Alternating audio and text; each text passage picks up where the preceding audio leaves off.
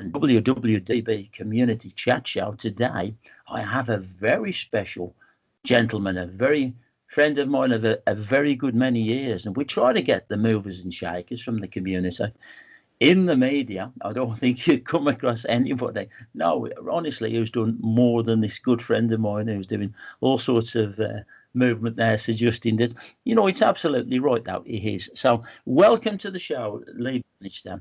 How are you, mate? Hello, Philip. I'm fine, thank you. How are you? I'm all right, like everybody else. I think this lockdown's getting on top of your nerves, and it's just not being able to do the things that you want to do, isn't it? And I know, but okay. we're doing the best thing staying where we are, though, aren't we? I think so, mate. I think so, and I think even if it turned out as he'd even have to be a little bit longer, I think if that was the decision that the government had to make, I think you'd have to accept it. I really do. Oh, absolutely, yes, yeah. But talking about your career, where do we start? I think you took your degree in. I think you did a degree in computer science. That's an unusual one for a media man, isn't it? It is actually. Do you know what? When I left school, went on to do my A levels, did them at Dudley College, Okay. and I always wanted to get into broadcasting, radio or TV of some description, and so I thought it would be a good idea when I was going to do my A levels and sort of further education that I would try and do media studies. Yes. But this is we're talking like 1990 here. Mm. And at that point, out of 200 people who went up to do, further education, I was at High Arkle School in Sedgley, and out of all of those 200 people, I was the only one who wanted to do media studies.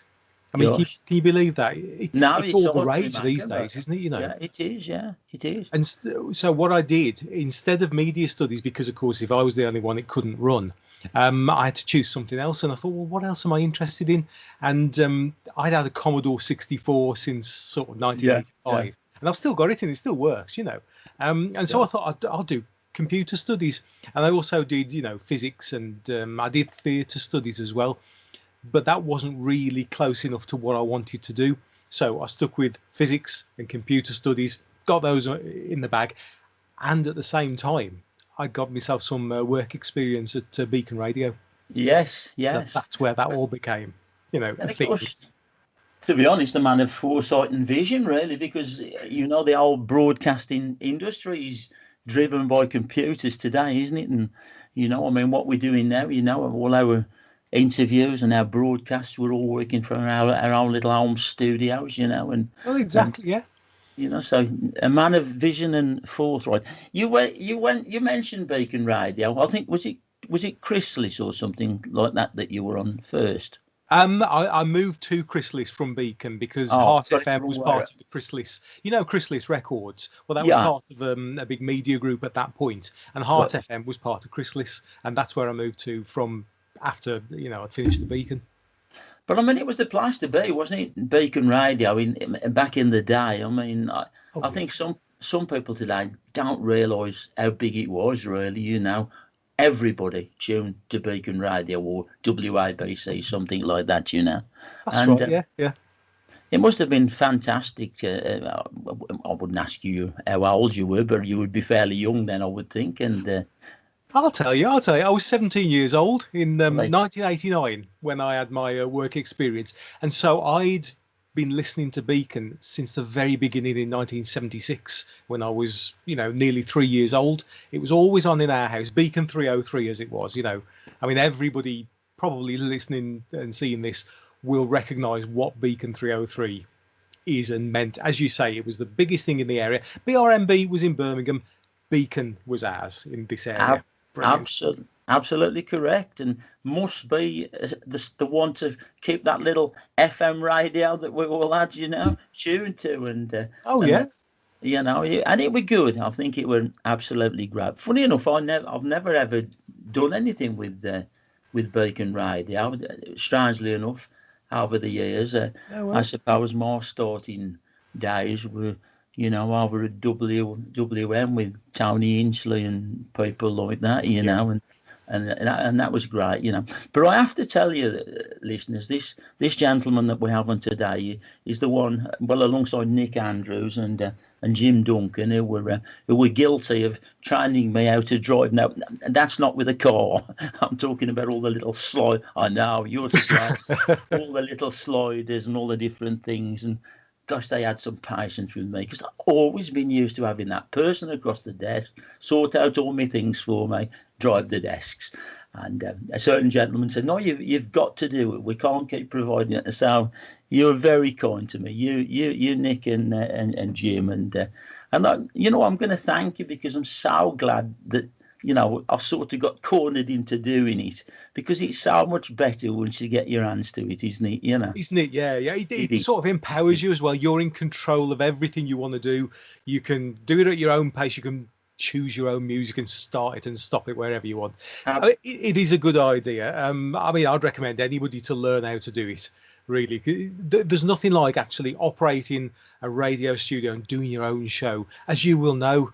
I agree. You've got that power, and I don't know what it was, to be quite honestly. I mean, I've done different sort of different stage work and media work like you since I was 16, and I've been on a stage with 2,000 people in front of me, but I just got that thing, and I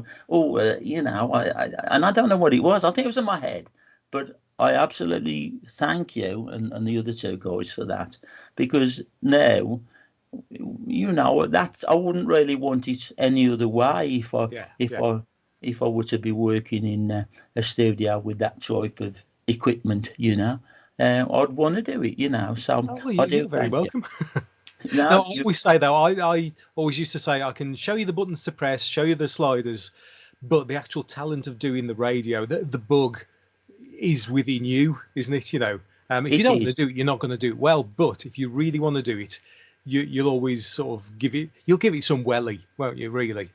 You're so right, and if there's anyone out there who's listening who are foolish enough to want to tread the same path as me and this lovely guy has, because he can be heartbreaking at times, and it has its ups and downs. It's but then doesn't every career, I mean, we see people come, we see people go, and you've seen radio stations closed down and things that you've been working on, and major companies that have been the background to it have failed, and it's sad, but it's like life, isn't it? Perhaps it's a little bit more cutting edge than being a carpenter, perhaps, or a teacher or something of that nature.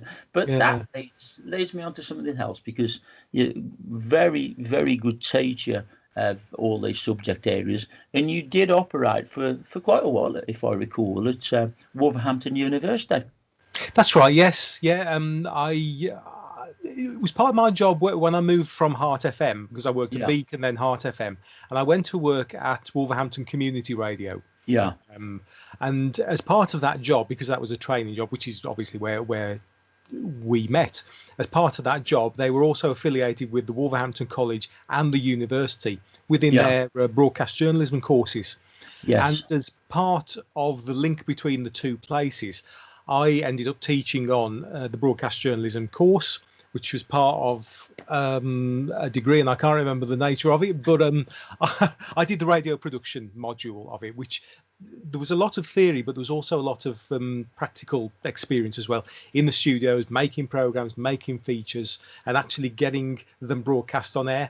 Now, we're talking about going back a few years now, when it wasn't necessarily as easy to do radio, online radio, and other sorts as it is these days, Absolutely. So getting on air was kind of the carrot in front of the donkey, if you like. It was an incentive to do your best work, and we had some great people coming through, and some of them have moved around the country. I'm still in touch with one or two of them, and all of those who you can always tell have got the bug, as I said before. You can have it. Gone on and they've stayed, they've stuck with it and carried on, and they're doing well for themselves. But it was also something that was there, that was a wonderful opportunity for people to do in this area, because there weren't a lot of other places that you could sort of do that really, without travelling. But as you say, the industry, I mean, I remember back in the days when we used to have to cut the tape, and the bits of sellotape. And I love that. I actually love doing it like that. It's great. Really? Oh yeah. Now, you know that one. The plasters to prove it on my fingers. I know bits of plastic here on the side of you. Yes, yeah, I know. I'm absolutely with you on that. But now I think I've got into the software stuff. I just like to, do that little bit of fiddling, and It makes it so much easier, doesn't it? it is, yeah. Get it into one of your software packages, and you can get it bang on. I mean, sometimes it wouldn't be just quite right, and you'd have to do it again. And but I know, but I think in a way I do agree with it, because I think that was great experience for you, getting a feel for how a show would roll, or what your recording would hit in a sensible way. Because really, sometimes even you hear some of the stuff that goes out that they've done on computer, and you think, yeah, that's a bit hit and miss, because it's so easy to just fly through it and do it, isn't it? It is, yeah. Because that's another thing about it. When I know I keep saying it, but if you've got the bug, it's all about knowing what you want it to sound like at the end, and not just taking for granted that'll do. You know what I mean? It's going back and doing it again and doing it again, and almost, remove yourself from it and listen to it as a listener, or in the case of TV, you watch it as a viewer and you think, is that professional enough? And if it's not, and you've got time, do it again. As time goes on, you get more proficient, you get better at it. And so you can do things quicker. But, part of it is getting that feeling for what the final outcome is going to sound like or look like in terms of TV. And that's what defines a good broadcaster, when the little bits of polish that you wouldn't necessarily know are there. But if you know it's there yourself and it sounds fine, and nobody can say, oh, that sounds a bit rubbish, you've done it. You've got it right. I always think music comes up with me, was good, decent guitar player, was a decent guitar player, but I always think, and decent singer, I hope. But I think that's a problem when you listen to some of the songs, and or you're in the theatre or something, and I'll say to Kat, obviously, my wife Kat, and I'll say, that's a bum now, but nobody else in the theatre, well, there's others who have. But I think sometimes your ears and your eyes become that sharp, as instead of enjoying the entertainment, you're listening for where somebody's dropped a flat note. It's very difficult, isn't it? I still find when I'm listening to the radio, I think it's the same as you. Oh, they should have edited that better. Or if I'm hearing a song that's been dubbed onto a TV show, I think, oh, blimey, that was a crash edit, and I'm expecting the song to go into something else, and all of a sudden it goes into another bit. Yeah. And you think, oh, blimey, I could have done better than that. But then you're always hypercritical, aren't you, I think? I think it's even worse for us who've been musicians. I don't know whether that was ever your pathway, but because if I'd be up on a stage and I'd be playing a song, I may have played it 20 times, but I'd be likely to fluff a couple of bits of it. But all I hear is the bit that the other guy fluffs, But everybody, you know what I mean, don't you? I do, yeah. You know what I mean. Let's get back to your career then. I think. I think we've talked about Beacon, and of course I believe you met the lovely Nikki at Beacon. I did, yes, yeah. There is a story about that. She was 13 years old. She was 13 years old, and I was 20. Bless her. But the point was, she came onto this program that we used to do in an evening that was called Night School, and it was a way for local school kids, if you like, to get themselves on the radio and talk about things that they liked. It was really good. This was the time, of course, of Neighbours and Home and Away and all those sort of pop culture things of the early 90s. And we'd ask them, what's your favourite show? Who would you most like to snog? Was a big question. There were simpler times, really, weren't they? And she was a regular on the show. There were a lot of regulars, and she would write in, and she would really want to, go on the programme. And with her sister and with some of her, friends, and that was it. But after a few years, she got back in touch with me, and it was her 21st birthday, and we just kind of got back in touch with each other, and we went out, and it just carried on from there, sort of. And you met her when she was 30. That's amazing. Initially, yes, yeah. You're the Elvis Presley of radio, mate. Do you know, whenever I tell anybody that she was 13, they always go, what? I think no, no, no, no, no. And I have to No, explain. I know exactly what you mean. She's lovely. She's very, very, very naturally bubbly, and Yeah. no, well, that's how it always sounded to me, and I'm sure she is Oh, she naturally. is. Yeah. Let's roll forward a few things then into your career. I suppose the ITV land thing that if you, yes, I know. Oh, yeah, Yes. yeah. I see the badge there flashing, Well, and yeah. that must have been exciting, very exciting. That. Oh, it was. I mean, again, it comes from when I was little. I was born in 1973, so it was still in this area, ATV. It hadn't become central yet. No. And my mom tells me when I was little, I just was mesmerized by TV and the programs, but not just the actual programs, the bits between them as well. And so I would know the old jingle from ATV, the three color spots which Yeah. morphed into that double I logo there, and I would draw the logo in all sorts of exercise books, and that was kind of my the first love, if you like. I would watch ATV and enjoy it and draw the pictures of it. Now fast forward many years later, and we're talking sort of 2004-5. I was active on various TV related forums because I'm a bit of an Sure. anorak. I like my old telly, and I just got talking with some people about the history of ATV, and it hadn't really been marked in any way. People had kind of forgotten it, apart from us, the anoraks, and kind of similar to as we were talking about Beacon Radio earlier on.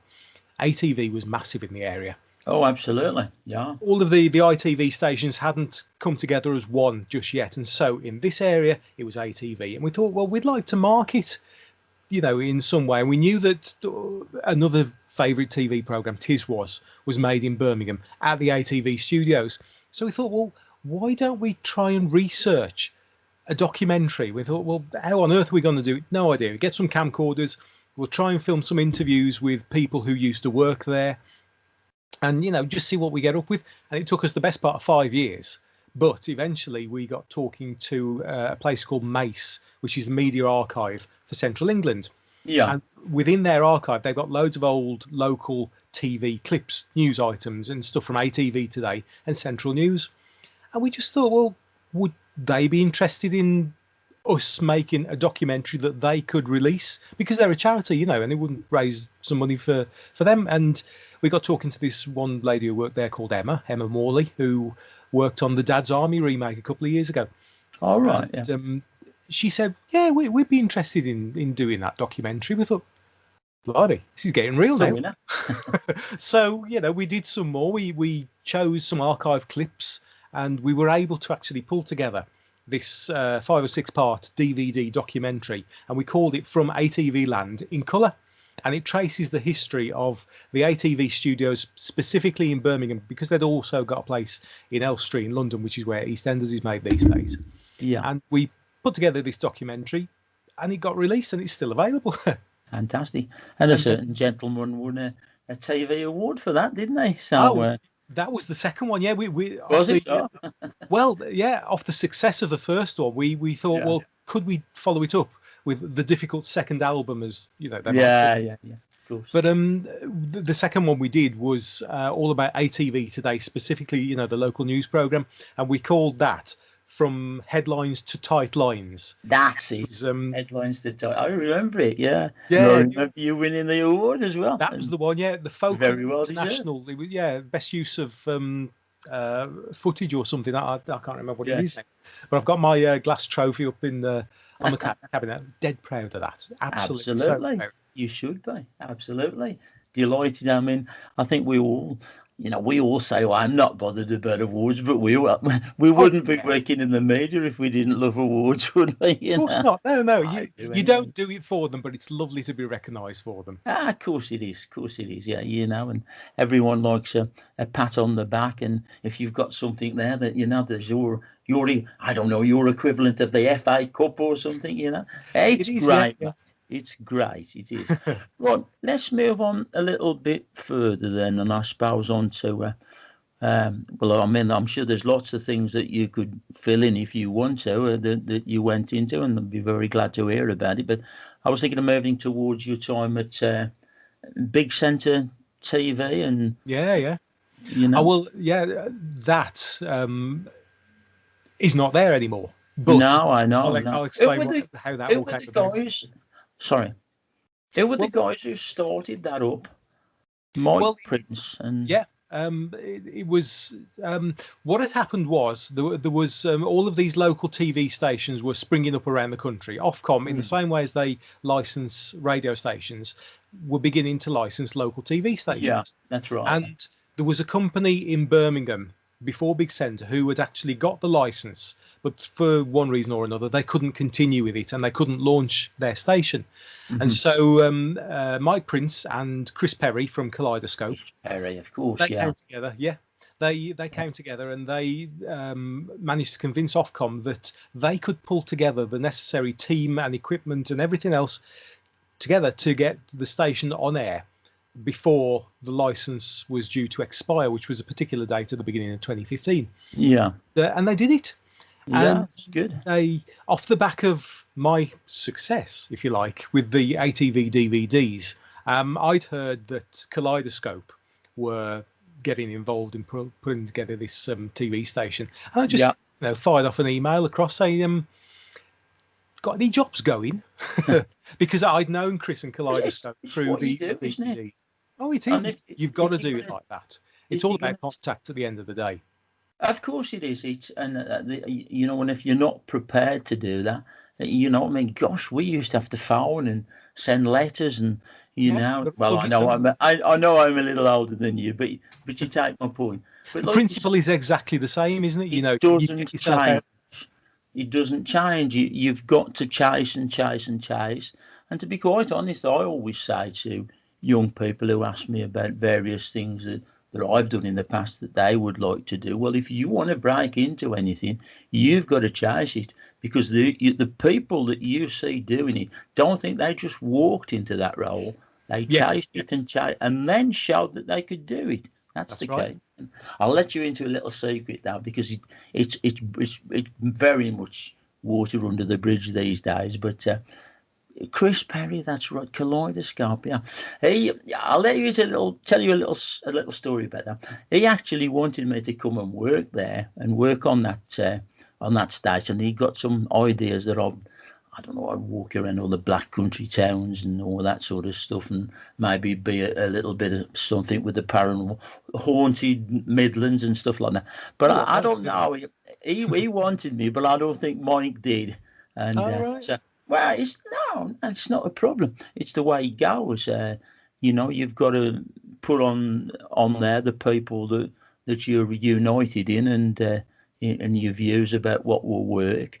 And I don't know whether I'd have even took it really. I probably would. I mean, you know, that would, you can imagine me doing that, can't you? You know, I and can actually. You were on there though, weren't you? You were on that station yeah, I did a couple because I to it. directed the program you were on.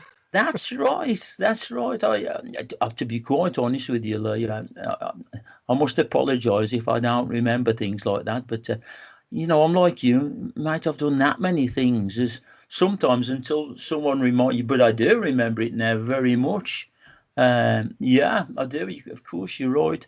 But I would have been interested in that. I suppose. I think Yeah. that's you could say that as being a successful especially the haunted Midlands. You know, I mean, yeah, I've written so many books about it, and yeah, you know, I can talk the talk. You know, and it might That's have. what it's all about, isn't it? Yeah. Of course it is. Of course it is. And you've got that's again. You know, obviously at the end of the show, all you movers and shakers get asked the same question: how can I get where you are? You know, but it is about pushing for it, and Yeah. Yeah. maybe I didn't want it enough at that one. I don't know. You know, I don't know. But there you go.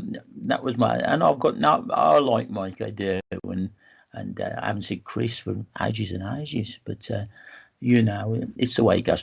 So, what was your role there? Your major role, and tell me what I've got to just say this to you. You know, you're a very good friend of mine, and I do honestly think ever such a lot of you. I do. You've always been very, very nice to me.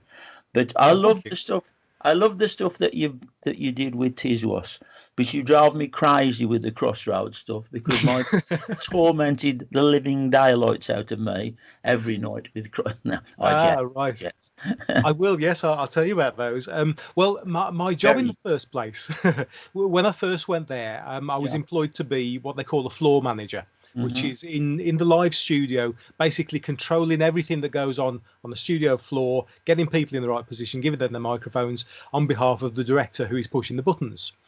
As time went on, I got to do more and more bits and pieces, and I started directing programs, and I eventually progressed in my actual in the day job, if you like. I became the senior director at the station. So every live program, virtually, I directed. Most of the pre-recorded ones as well, including all of the news broadcasts.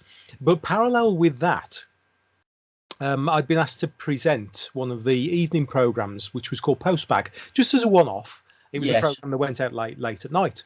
And Mike Prince, who I remember from when I was young, when he would sit in front of a background exactly like this one and introduce all the programs. That's what Yes. he's here. Um, and so I got a lot of respect for him, because he understood what TV was all about, Oh gosh, yeah, So, absolutely. Proper TV man. well, yeah. And he mentioned to me, he said, you actually worked very well on that program. He said you presented nice and naturally. I said, well, I've been doing radio for years, and I've always wanted to Yes. do sort of TV. And we just got chatting, and he said, are there any programs that you would always like to have done, or is there a program idea that you've got that you'd like to do? And through those discussions came two ideas. One was Tiswas compilations, the first actual terrestrial TV repeats of Tiswas since about 1982, and I was the producer of it, which is great. And also, he suggested that I present a program about Crossroads, as you've mentioned, because at that time, Big Centre were running daily repeats of the earliest existing editions of Crossroads from the 60s and 70s, and he suggested that I do a weekly magazine program looking back over the previous episodes, a bit of chat about them, and looking forward to next week's with It's a some. winner, isn't it? It's going to be Yeah, a winner, that, which it and was, which the reaction to both of those programs, because if anything epitomizes what was ATV, I'll keep pointing to that, but it's Crossroads and Tiswas, both made in the Birmingham studios, Yes. usually in the self same studio, though you'd never guess it. And so we put those together, and I was a one-man band putting both of those programs together each week. Well, I tell Amazing them, job that you've done there, mate. Honestly, it yeah. really is. It has to go on the record. It's a fantastic achievement, and you must be very proud of that in your career. Oh, very, very. I love those shows. And off the back of that, I then progressed to directing more shows, including the one that you featured on, which was the Long Lost Shows show with Wesley Smith, talking about old TV programs. Oh yeah. I remember it now. Yeah, Yeah, yeah. and I also did a weekend magazine program, which was basically the weekend news and a roundup of the week's top stories and interviews and other features. And I was also a quiz host. I did something called the Big Quiz. Yeah, I remember that. That was you see, I will say this to the listeners. Obviously I'm interviewing Lee, but I will say this to the listeners as well. This man, and this is what you've got to aim at yourself if you want to go forward with this type of work. You've got to be thinking all the time of ideas as well, and Yeah, something that will work, that will roll. I had a similar little. My first love I always loved radio. I mean, TV's great, but I had an idea. I could do a show with my music and memories, and because of my psychic work and becoming, well, not to say famous, but pretty well known, I had access to interviews that nobody else would ever be able to get. yeah, Mick Jagger and you know people like that, and I don't know, Dean Martin's daughter, Frank Sinatra. That they wouldn't normally do an interview of yeah, this kind that we're doing now on of this length yes, on radio. It just wouldn't happen. But I thought I've got that hook. If I put that together with my rock and roll knowledge, that'll roll. And it was quite successful. But yeah, I think I wouldn't have that ability to keep coming up with the ones like you have. I had that one come to me, and I thought, you see the stars, you think that'll work, that'll roll, and it did. But you've got that special ability to keep coming up with these new ideas, and that's what you've got to do, isn't it, really, It Lee? is, yeah, You yeah. know, I I mean, mean, Crossroads, I don't think people even realise how incredibly popular. I used to watch it as well, and it was fun to look back at the ones that you put on. oh But yeah. you weren't allowed to speak in our house when Crossroads was on. My mother she could tell you every word, every movement. Oh, Yeah, you know. But you have that wonderful gift. But have you always been like that, Lee? Have you always come up with ideas for things that you hope will roll? I mean, you must have come up with ideas that probably didn't work, and oh, we absolutely. Yeah, yeah. For every 10 ideas you have, maybe one of them might be possibly, any good. Um, exactly. but I mean, of the ideas that I've sort of done over the years, when had moved from Heart FM to WCR, Wolverhampton Community Radio, I did a Saturday morning kids show on there, which I based on Tiswas. I remember So it very that's well. the idea, you see, and I called it Yeah. Up and Happy. And Yes. these days, whenever I make a radio show or a TV program, I say it's an Up and Happy production. So the name is stuck. But the point of that is that it was based on what I remembered that I'd enjoyed from Tiswas on the telly all those years before. I thought, well, I could probably do that on the radio, just silliness, taking the mickey out of the songs. We take the mickey out of each other in the team, but if Yeah. there's a song that we don't like, we think, oh, that was a load of rubbish. I ain't going to play that one again. Right, what we got coming up next? Gotta be honest, And though, stuff like it was that. a It worked. brilliant thing that you did because that a lot of the guys on there, from Gordon up to the main man. Yeah, I knew Carol. him more than you now, and it was utter madness. I don't think Yeah. there was any sort of running order. It was utter madness, and I thought, well, how's he going to make that work in a? I mean, I could hear it, I could listen and see where it was from and how you were doing it, Yeah. but I thought, how's he going to? But you did, and it was great. Why Well, did yeah. you? What made you stop carrying? Because you could have taken that on forever, couldn't you? Well, yeah. I don't know really. We ran that from 1999 up Mm. until 2011 as a radio show. Oh, that's pretty Um, good. and Gosh. at the point it finished, the station just wanted to get a sports show onto Saturday mornings. And Yes. so, it just sort of came to a close. But I've never stopped wanting to do it. And I've got an idea at the moment that we might Uh, carry it on as a podcast or something like that, because oh, I'm yeah, still in touch with everybody who was involved in it. exactly. That'd be great. Yeah. I mean, gosh, you got far more knowledge and know how to make those things work than me.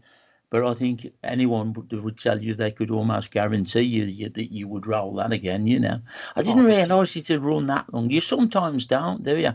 Some of these yeah. things in TV and radio, and if you're writing newspaper columns or whatever, you think, was that been going 2 or 3? And then, gosh, you suddenly realise it's gone 10 years or something. Oh, And time flies, doesn't it? Yeah. it does, but it shows the thought and the quality and the thought and the pre-practice that you would have put into that, because something don't just roll. That's another thing. So many young people think, oh, you just put something together and go on the radio and do that or TV. It ain't that No, easy, no, not you at know. all. No. I did do preparation for the show. I do like a bare bones. I got an idea of a running order where things would sort of happen. Yeah, And if we read out silly news stories, I'd obviously prepare those. My wife, Nikki, did a I word of the remember on it. week. Yeah, In which she just opened the dictionary at a random page and chose a strange word, and we had to guess what it meant. yes, Now, I on remember paper, it. it sounds a bit boring, but when you try and you're trying to be silly as well. So you think, Yes, well, what's the worst thing that word could possibly be, without going beyond, without crossing the line and going into naughty words, for example. yes, And yes. we just sort of take the mickey out of absolutely everything. And we also, I tell you what, we got as well. We got a talented writer called Philip Whitmore. All Now right. he Yeah. he wrote sketches and audio plays, and we actually broadcast those plays and the sketches all the way throughout the series as well. So in a similar way to how Kenny Everett used to have Captain Kremen years Yeah. before, Philip had created this character called Mr. Custer, as in General Custer. I remember it. Yeah, he was an intergalactic rock star, yes. and he's currently in a cartoon strip in a magazine, and he's trying to sell it as a TV pilot. You know, all off the back of what we did on Up and Happy all those years ago. And I'm still in touch with him, and he's going to do well. I'm sure. I'm sure. So I remember it was very funny, and it held you. That's the key. You can have programs that are funny, and you think, oh yeah, that's funny, and then you move on. But it held you. It was good. You know, I enjoyed it. Somebody reported to me once they were listening to it in the car with their son, and the son turned to him and said, "Dad, I don't know what this is, but it's hilarious." They couldn't turn it off. I thought, that's a hell of a compliment, you know. It is. I mean, the show that you did, the interview that you're doing on the show for me today, I'm not absolutely honest. Originally, it was targeted at the seniors, you know, the lonely and those who couldn't get out and all the rest of it. But it's got listenership across the board, you know. If you get good interviews and you work it out, you put a lot of planning into it, and you play music across the board, you will make it work. Oh, yeah. But you've got to put your work in on it. Lee, let me bring you right to the future. Well, not to the future, you know, let's... Well, it's a difficult... You know, that is an odd one. I often ask people, what do you see coming up and moving into the future? But I think all of us are a little bit cornered in at the moment, aren't we? But where are you now? What are you doing now? And what can we expect from Lee Bannister as we go forward? Because we have to go forward eventually. It has to. Absolutely. Yeah. Well, at the moment, I do a morning job. I prepare the travel news for all the local radio stations in this area. So if you hear about something that's going on the Black Country route, I've written it. I may not read it out, but I'm the one who wrote it in the first place, and then it gets sent out to all the radio stations. But in terms of sort of on-air stuff, if you like, I do a radio show at the weekend on Cannock Chase Radio. It's a good little station. It's a good station, that is. I've listened to that station a few times. You've got gosh, I'm a scatterhead these days, but obviously I know some of the presenters. Yeah, of course, yeah. It's very, very good, that is. I'm sorry, I broke you up in mid. No, that's all right. I do a Saturday lunchtime show, and I call that the happy hour. Kind of similar to Up and Happy, but, you know, this one is the happy hour. But also in terms of TV, I'm trying to produce more bits and pieces on my Up and Happy Productions site, if you like. And this takes me back to a bit of what I was doing with Beacon Radio. A few years ago, when I was at Big Centre, there was a big Beacon Radio anniversary weekend happening. And so I wanted to produce a documentary interviewing all of the people who were taking part in this 40th anniversary of Beacon weekend. So we filmed loads of interviews. But unfortunately, Big Centre became Made Television soon after that. And they weren't so interested in, you know, Wolverhampton bits and pieces.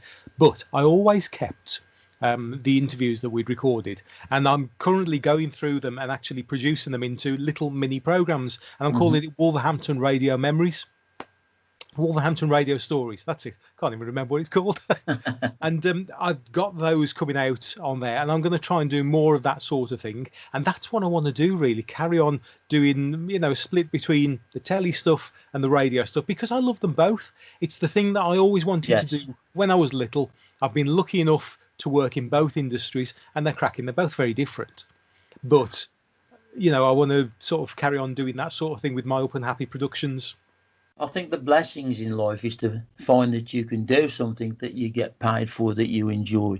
It must be awful to spend all your working life in a factory. Well, not factories have all gone now, but in a factory or in an office, repetitive thing over and over, but you've got to do it till that bell rings at 65. That would have killed me, I think, before I'd ever got to it. I always say to people, follow your dream. You've got to work hard, but follow your dream and do what you want to do. And if you can get a little bit of money alongside it, that's the key to it. You know what? I'll say one more thing before I let you go. I would love to see TV for Wolverhampton, you know. I would love to see you know, I wish you guys could do, and obviously Wolverhampton and the Black Country, Willenhall, Darlaston. But the frustrating thing is, it's not easy, is it? It isn't. If you know what you're doing, you can make it work. but it requires money and infrastructure. Of course. The actual knowledge of doing it, I learned so much when we were doing Big Centre. I don't know it all.